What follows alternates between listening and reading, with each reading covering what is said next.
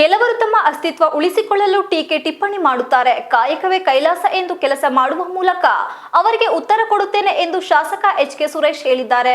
ಪಟ್ಟಣದ ಇತಿಹಾಸ ಪ್ರಸಿದ್ಧ ವಿಷ್ಣು ಸಮುದ್ರ ಕೆರೆ ವರುಣನ ಆಶೀರ್ವಾದದಿಂದ ಸಂಪೂರ್ಣ ಭರ್ತಿಯಾಗಿದ್ದು, ಶಾಸಕರು ಮತ್ತು ಗ್ರಾಮ ಪಂಚಾಯಿತಿ ಅಧ್ಯಕ್ಷರು ಮತ್ತು ಸದಸ್ಯರು ನೀರಾವರಿ ಇಲಾಖೆ ಪುರಸಭಾ ಮುಖ್ಯ ಅಧಿಕಾರಿಗಳ ಸಮ್ಮುಖದಲ್ಲಿ ಕೆರೆಗೆ ಭೇಟಿ ನೀಡಿ ಪೂಜೆ ಸಲ್ಲಿಸಿ ಬಾಗಿನ ಅರ್ಪಿಸಿದರು. ನಂತರ ಸುದ್ದಿಗಾರರೊಂದಿಗೆ ಮಾತನಾಡಿದ ಶಾಸಕ ಎಚ್.ಕೆ. ಸುರೇಶ್, ಇತಿಹಾಸ ಪ್ರಸಿದ್ಧ ವಿಷ್ಣು ಸಮುದ್ರ ಕೆರೆ ಸಂಪೂರ್ಣ ಭರ್ತಿಯಾಗಿದ್ದು, ಇದನ್ನು ಇನ್ನು ಹೆಚ್ಚಿನ ರೀತಿಯಲ್ಲಿ ಪ್ರವಾಸಿ ತಾಣವನ್ನಾಗಿ ಮಾಡಲು ಈಗಾಗಲೇ ನೀಲಿ ನಕ್ಷೆ ತಯಾರು ಮಾಡಲಾಗಿದ್ದು ಸಂತೋಷ ತಂದಿದೆ. ವಿಶೇಷವಾಗಿ ಶುಭ ಸಮಾರಂಭದಲ್ಲಿ ಬೇಲೂರು ಶ್ರೀ ಚನ್ನಕೇಶವ ಸ್ವಾಮಿ ಜಾತ್ರಾ ಸಂದರ್ಭದಲ್ಲಿ ವಿಷ್ಣು ಸಮುದ್ರ ಕೆರೆ ಸ್ಥಳೀಯರಿಗೆ ಪ್ರವಾಸಿಗರಿಗೆ ಕೆರೆಯಿಂದ ಅನುಕೂಲಗಳಿದ್ದು, ಕೆರೆಯ ಸುತ್ತಲ ಪರಿಸರವನ್ನು ಸ್ವಚ್ಛಗೊಳಿಸಿ ಪ್ರವಾಸಿಗರು ಕೆರೆ ವೀಕ್ಷಣೆಗೆ ಬರುವಂತೆ ಕೆರೆಯನ್ನು ಅಭಿವೃದ್ಧಿಗೊಳಿಸಲು ವಿಷ್ಣು ಸಮುದ್ರ ಮತ್ತು ನಗರದಲ್ಲಿರುವ ಕಳಸಿನ ಕೆರೆ, ಹಳೆಬೀಡಿನ ದ್ವಾರ ಸಮುದ್ರ ಕೆರೆಯನ್ನು ಪ್ರವಾಸೋದ್ಯಮ ಇಲಾಖೆಗೆ ಹಸ್ತಾಂತರಿಸಿ ಹಂತವಾಗಿ ಕೆರೆಯನ್ನು ಅಭಿವೃದ್ಧಿಗೊಳಿಸಲು ಸರ್ಕಾರಕ್ಕೆ ಪ್ರಸ್ತಾವನೆ ಸಲ್ಲಿಸಿದ್ದು, ಸದ್ಯದಲ್ಲಿಯೇ ಕೆರೆಯನ್ನು ಅಭಿವೃದ್ಧಿಪಡಿಸಲಾಗುತ್ತದೆ. ಅಲ್ಲದೆ ವಿಷ್ಣು ಸಮುದ್ರ ಹಾಗೂ ದ್ವಾರ ಸಮುದ್ರ ಕೆರೆಯನ್ನು ಅಭಿವೃದ್ಧಿಗೊಳಿಸಿ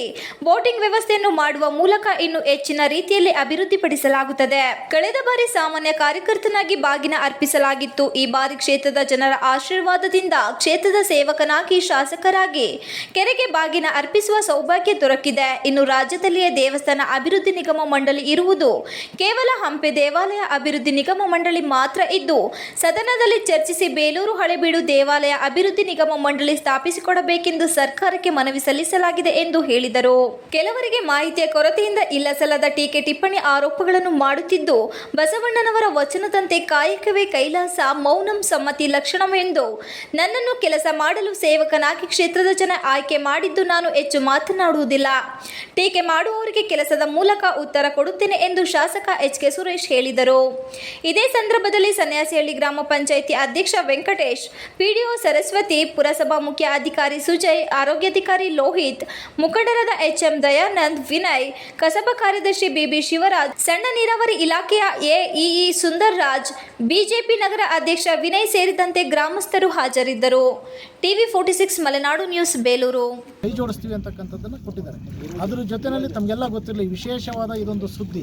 ಇವತ್ತು ಇಡೀ ರಾಜ್ಯದಲ್ಲಿ ಒಂದೇ ಒಂದು ಪ್ರಾಧಿಕಾರ ಇರತಕ್ಕಂಥದ್ದು, ದೇವಸ್ಥಾನ ಅಭಿವೃದ್ಧಿಯ ಪ್ರಾಧಿಕಾರ ಅಂತ ಇರತಕ್ಕಂಥದ್ದು ಒಂದೇ ಒಂದು ಪ್ರಾಧಿಕಾರ, ಅದು ಹಂಪಿನಲ್ಲಿ ಮಾತ್ರ.